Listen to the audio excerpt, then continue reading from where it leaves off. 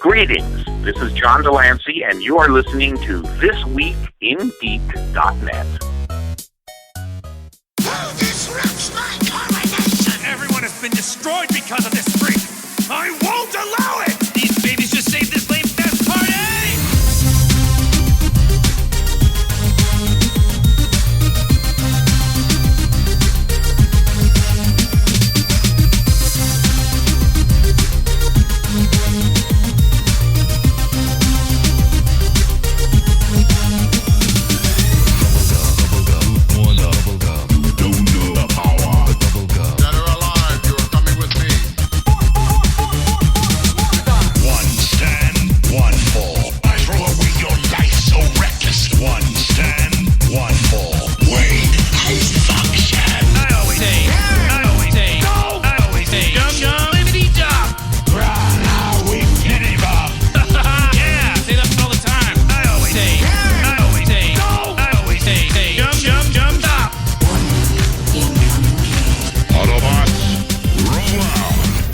What's going on? You are listening to This Week in Geek.net, and I'm your host, Mike the Birdman, and I hope everybody is doing well as we round out this last month of October. And well, if you've been on the site recently, you know it's been busy. We got a lot of Halloween content going up. We got review shows coming up from myself and Alex.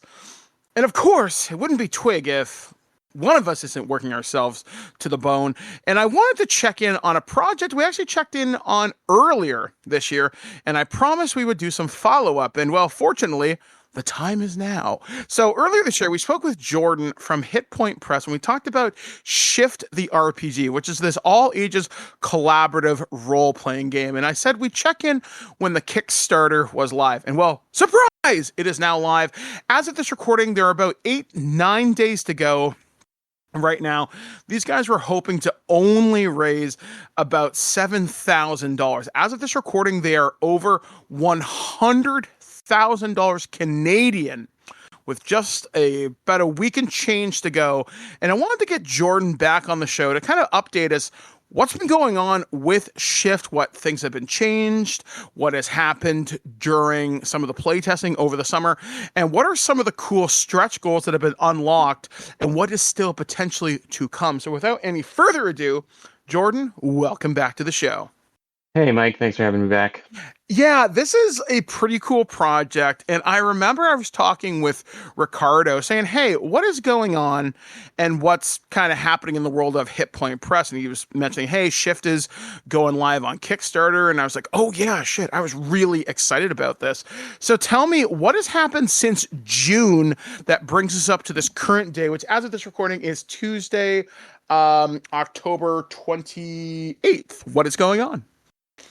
Well, as you mentioned, it's live on Kickstarter right now. It launched on October 4th, I want to say, early October, and it's doing quite well. Yeah, we've hit we just passed the 75K US stretch goal, which unlocks the kind of it's kind of like a romantic world spark micro setting for the game, written by Alex Roberts, who actually has made some pretty cool indie games, including Starcrossed and For the Queen. And very excited that that's out there. Sometime shortly after we had our first conversation, Mike, I did wrap like the first draft of the book. So it's going to be going into editing soon. And anyone who backs the Kickstarter will be getting like a beta version of the rules, just like raw unedited text, so that we can kind of get feedback from everybody. And that will be coming out hopefully less than a month after the Kickstarter ends, so before the end of the year. And then we've had a few events. We were at CanCon a couple weekends ago in Ottawa, which is a kind of a fun literary con, and I was they want to add more gaming stuff to their schedule, and so I was running some games of Shift there. It was a lot of fun. So since June, when we last had this conversation, when you set up a Kickstarter, because honestly, this is something that is well beyond the scope of my ability to do so, what does it look like when you start to get stuff ready for something like a Kickstarter? Like, how do you prep? I mean, obviously Shift has been in pre-alpha for a while, but now like you've got the beta test getting ready to get done. How do you get something ready for Kickstarter? Because like I said, you went live in early October. Your thing is just about over. What have you guys learned? Because I know Hit Point Press has done more than a couple of Kickstarters to wild success. Our biggest change in how we like worked on how we prepared for our Kickstarter since we started was getting more of it done in advance. Our earliest Kickstarters were really, in the spirit of Kickstarter, which was like a fundraiser, basically to get the money together so that we could work on the project. But now we have enough income and things that we can prepare the project, work on the project first, and then launch the Kickstarter. So our main goal now is to get it to about 80% done, 85% done before the Kickstarter launches. So, Yeah. go ahead. Oh no, go ahead and ask questions.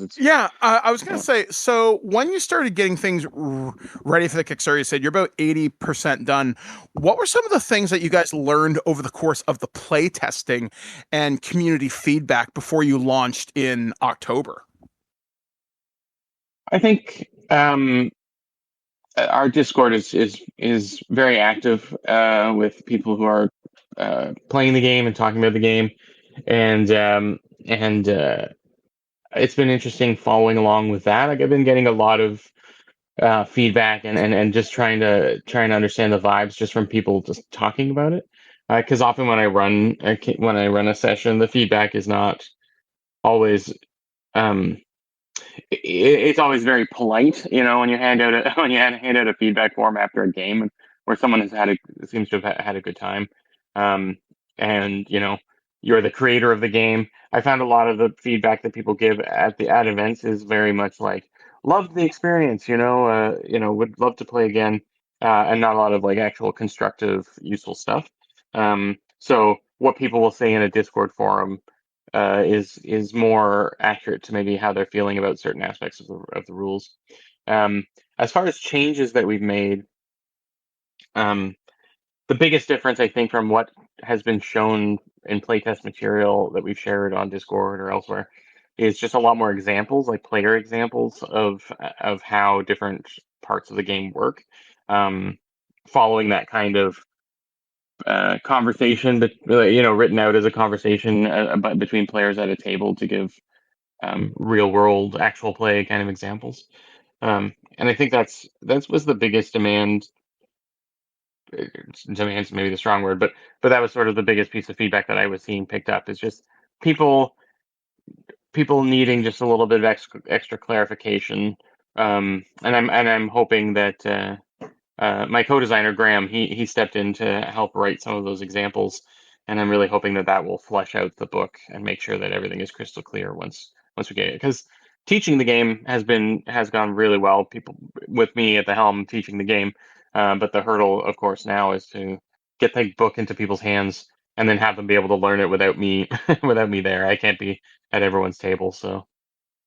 So one of the things that I'm just kind of looking at your Kickstarter right now, looking at the rewards that are available, and I love the fact that you guys do a starter box set. If anything, I've noticed by working with Hit Point Press over the course of the last year, you guys do phenomenal box sets. So what are some of the things people can get? And tell me a little bit more about the hardcover deluxe edition, because as soon as I see the word deluxe, I gotta have that. So tell me more. So the box set comes with it. It isn't a necessity to play, but it comes with some extra gear. It'll have a GM screen, a smaller GM screen, and also it comes with some notepads that are, because of the nature of Shift being a very kind of straightforward game. The character sheets they fit on a 6x9 kind of thing. So we decided we were going to do a character sheet notepad, but there's also a notepad. There's two other notepads. One that allows you to write up adversary stat blocks, and another that is for keeping track of vehicles, which are kind of built like a character on their own in Shift. So the box that comes with those three notepads and a jam screen, and then a copy of the book, hardcover copy of the book. The deluxe edition, we try not to do any exclusive content as far as like what's inside the book, but the deluxe book comes with its own unique cover that has a special foiling on it and um, has this really amazing piece of art. I'm gonna butcher their name, but I think Elliot Burio is the artist, and they did an amazing job of sort of representing. Um, the cover looks like a shattered mirror basically, and it's showing all the different worlds that you can visit in the Shift game. So it's a really really cool cover art piece. Yeah, that's kind of what got my attention, like how it was like very much this like shift in the multiverse of playfulness, I guess. Yeah. I really kind of dig the vibe there, and I'm thinking, yo, because that's something that really attracted me to the Shift game system. Like sometimes you see a book on a shelf, you're like, oh, cool, that's Traveler, that's Pathfinder, it's whatever. But with Shift, it's so like, I don't know, wholesome yet adventuresome, if that makes any kind of sense. And it really kind of pulls you in. And the fact that your system is so easy to learn. And I know we talked about last time, you were talking about getting Shift into interesting places. Has there been any development on that? Yeah, actually, that weekend at CanCon two weekends ago was quite fun because that convention is really like a literary sci-fi fantasy kind of writers convention where Hmm. there were booths of people selling their books, and I was pitching Shift to them as a marketing tool, like earlier. Or was it last year that Brandon Sanderson did his massive Kickstarter for the RPG that takes place in his world? I think it was 2024, and that what hits like $12 million or Oh, something wow. wild like that. Yeah, but the World Spark, the concept of the World Spark is such that is what we call the mini settings in Shift is a very accessible way to kind of adapt a world that you're interested in. And in the case of these writers, I was pitching it as the world of their novels, to turn it into something that they could use to like you know market their game. Say, hey, you can use the Shift system to start playing in the settings of my sci-fi novels, um, and I'm hoping to make some connections, starting with the Ontario crowd and moving outward, um, to start getting writers creating Shift settings for their books, so that I don't know if you ever read like Dungeons and Dragons books from Oh, yeah. like the 80s and 90s, and they would come with RPG content at the back, like a new class or a new some new monsters or whatever. And I kind of Hmm. see that Shift as being the new way to do that. You can send a PDF out to everyone who buys your book, and they can be playing in their world. Great See, marketing for us and great wait, marketing for them. when you said that, I'm thinking a Shift zine. And I'm not gonna lie, it's like I am a fledgling writer in this industry, and I'm just thinking, you just sparked the most insane creative thing I'm totally gonna go vibe on for the rest of the afternoon. We are talking after this interview's over. But it's really exciting just to see what you guys are able to create with such a rules light system, setting agnostic, which means you can bring anything to life. But you have got some pretty cool world sparks that have been unlocked via your stretch goals. What are some of the cooler ones that have been unlocked so far, and what is potentially on the horizon? So before the Kickstarter even launched, we were doing some unlocks based on follows on the Kickstarter, and that unlocked the fantasy setting. Um, and then which is the Dragon Knights of Ilgara. Kind of think Game of Thrones meets Walking Dead. It's a post-apocalyptic kind of fantasy world, Ooh. where you can actually play as a dragon. There's an actual play of us running it that's should be coming out or is out. I think it's linked in the Kickstarter, or at least in one of the things. It was a lot of fun. Then we unlocked the horror setting, which was written by my co-designer Graham. It's called Welcome to Blissville, and it's sort of a 1950s B movie kind of horror where you're trapped in like the perfect Leave It to Beaver town, and at night everyone turns into monsters. Kind of fun, kind of goosebumpsy. And then the one that just unlocked recently is the that romance setting that I was explaining. Very excited for that. Kind of a Bridgerton, hope punk kind of vibe. Very kind of light and fluffy.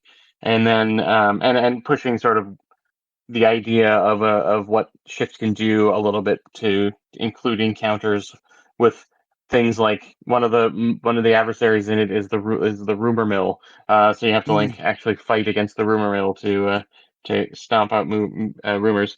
And then we're trending well towards the final stretch goal, or at least the final announced stretch goal, which is the superhero setting called the Second World. Created created by Gail Simone, comic writer Gail Simone, who's been a friend of ours for a long time. She's written a Humblewood comic and been involved in some other stuff with us. So I'm lots of people excited for that one. I'm excited for it to be out there too. So hopefully the next time we talk, it'll have been been completed. Yeah, like when I saw Gail Simone, I mean, obviously she's a very prolific writer across multiple titles. I'm actually reading, I think I'm reading her X-Men run right now, actually. And that's really exciting. And just to see, again, there's all these different world spark ideas. And I guess this is just kind of a very much a personal question that I'm very curious about. How does it work? Like, have you guys approached people who have licensed IPs for like kind of stuff like that? Because I was just kind of thinking, I was like, I wonder what type of game I'd like to play. And I was wondering, could something like Shift, I'm almost positive it could you do something with, I don't know, I'm just going to name an IP because I thought this was really cool. And I was just thinking about this last night. What about something like Animorphs or Sliders? Like, how, like, can you approach IP holders to say, hey, we have this, can we do something? Or what does that process look like? Like, because obviously there are other games that are based upon IPs. Like I work as a freelancer on Star Trek, but I'm just wondering, how does an RPG system developer, how does that process work to approach someone who has a really cool world? Well, I'm not as much in the publishing arm of the company, but that's sort of where that would land. But we do have connections in different places and people who work sort of as we've got a couple of consultants, I guess is the best way to put it, that work as sort of brokers between brands and creators, you know. Yeah. And and so a lot of it, from my understanding and from what I've seen, and from a little bit where I've reached out to people myself, is literally cold calling for the most part.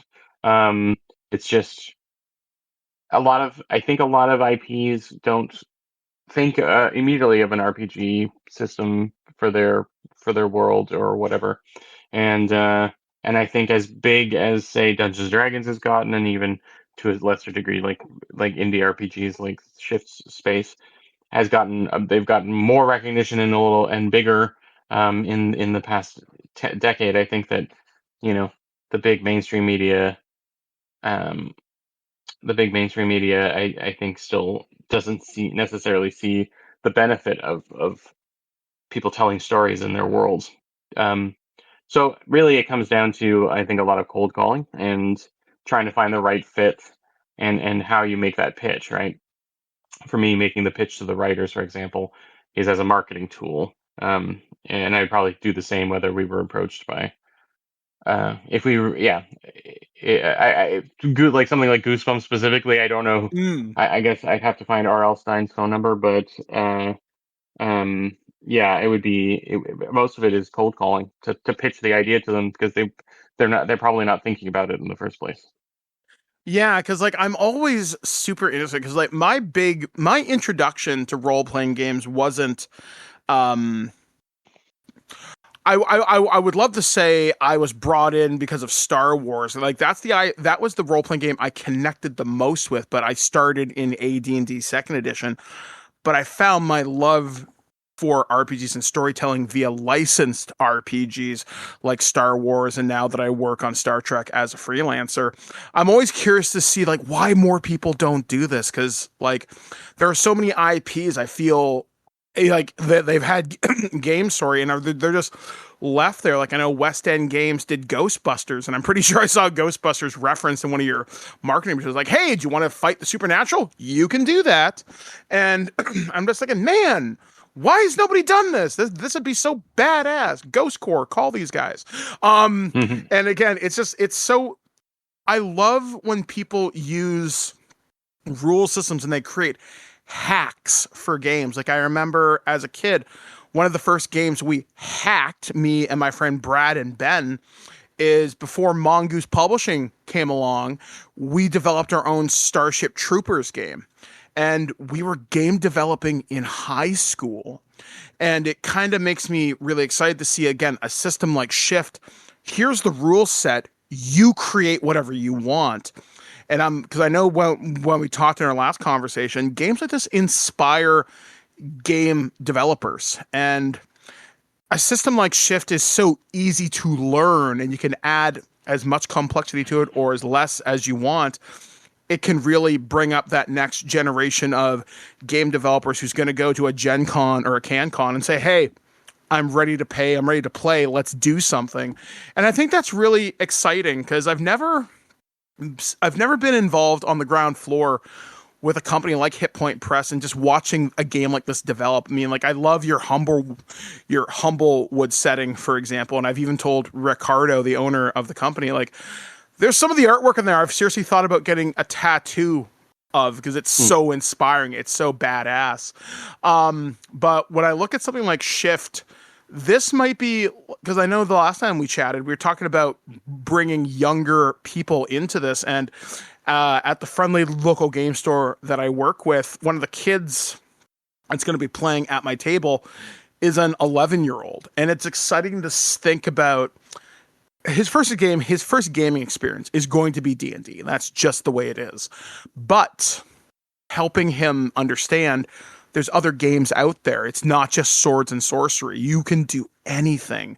And I don't know, it's something about we're in a different age of RPGs now where I think game development is getting more of a spotlight because there's so many indie games, there's so many indie companies. The conversation, at least from my observation, and this may sound really stupid, but it sounds like so many people are interested in not just what we're playing in, but it's how games are developed, how games function, how games work. Mm-hmm. And I think that's really kind of cool. So I guess as we begin to close things out, Jordan, what is about the coolest lesson or piece of feedback you've gotten over the course of this entire Kickstarter experience with Shift? Or what is a peek behind the Shift curtain that has really inspired you to really say, you know what, this is going to go somewhere and I'm going to make sure that it does? Yeah, I think just the coolest thing, and I think like the thing that I would pass along to anyone who's looking to build their own game, publish their own game. Like I I'm not like I'm not a social media guy. I'm not very good at that kind of stuff. But and like Discord gets me overwhelmed sometimes. Yeah, But me too. But the importance to me personally that our Discord has made has become is wild. The building up your community, encouraging them to experiment and create with stuff, providing them safe places to play as well, has really I think been the game changer for us, especially over the past 4 or 5 months, really pushing to get people into the Discord and cultivating a good environment there. So, I mean, I think that's the biggest lesson that I've learned really is how important it is to kind of cultivate a good spot where people can come and understand the game, because the people who love the game are doing my work in the Discord by making sure that new people who show up know the rules or get answers to questions. I'm in there too, as much as I can be, but yeah, I think that's been the biggest revelation to us. We have a Hit Point Press Discord. It works similarly. It's also gotten quite big, and so we're not able to be as involved in it. And a lot of times it's mostly answering questions about things like the Kickstarter packages and that kind of stuff. Whereas Shift's Discord is really about the game and really about people playing and learning and building new things with the game. And so I think the biggest lesson that I would pass on is like work on that community, really build that up, because honestly, seeing people's ideas come in there it lights the fire under me to keep working on new things for Shift. So yeah, I think that's really been the highlight, is the community growing and building. So Yeah, I gotta say, I am really excited to see how your game develops. I'm really excited to see, because I know that Gail Simone Kickstarter World Spark is going to get unlocked, and if it doesn't, I swear to God, it's exciting. So, guys, you've got just a little over a week to go here. I am literally getting ready to back this thing for the hardcover deluxe edition. So be like me and support this, because you should. So anyway, Jordan, once again, I really look forward to speaking with you again. I wish you and Hit Point Press all the success in the world. Buy Canadian, because you should. So anyway, guys, again, Jordan, thank you so much, buddy. I'm so excited to speak with you again, and looking forward to following up on this when you go to print. thanks again, Mike. All right, guys, that was my interview with Jordan from Hit Point Press. No, I'm seriously not kidding. I'm getting ready to back this thing. I just got to get my credit card, and I don't know where it is. So we're going to do that after the show. But seriously, guys, please follow the link below. Please check the earlier interview I did with Jordan earlier in the year on thisweekingeek.net. And check out their Discord. Check out all their social media channels. I wouldn't hype this company up so much if I didn't genuinely believe in it. And looking at a game like Shift and looking at all their stuff they're doing with World Sparks and just how they're willing to reach out to creators to do stuff and just seeing all the different varieties of stuff, that's why I believe in stuff like this, because I really see this as the new stepping stone for people to get involved in the game industry. Because it wasn't until I published my second book with Modifius that I realized how important stories are and how important it is to create and keep that spark of creativity alive, because we are storytelling people as humanity as a whole. And I like the fact that we can have nice things like this. So I really want these guys to succeed so much. So like I said, guys, I hype it because I believe in it. So anyway, guys, that's going to do it for me on this edition of thisweekingeek.net.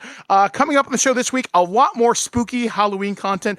Please go check out the show I'm doing with my friend Damien. You can find links for that on my social media. This week, we talked about spooky game settings and different scenarios you can run with that. It's a lot of fun conversation I do with him, and that show we do about 1 to every 2 weeks. You can find links for that on my Blue Sky. So anyway, guys, I'm going to get out of here. So once again, I've been Mike the Birdman saying be excellent to each other. Please have a safe and happy Halloween. Back this Kickstarter, or I don't know, I'll kick your ass or something. Anyway, guys, I'm out of here. I'll catch you guys next time right here on thisweekingeek.net. At no point in your rambling, incoherent response were you even close to anything that could be considered a rational thought. Thanks for listening to this episode of This Week in Geek. Hungry for more? Check out our website at thisweekingeek.net. You can subscribe to the podcast, browse our Twitter and Instagram, and leave your thoughts on today's topics. If you'd like to give us some feedback, send us an email at feedback@thisweekingeek.net. Tune in next time, and remember, Lower your shields and surrender your listenership. We would be honored if you would join us. Thank you for your cooperation. Good night.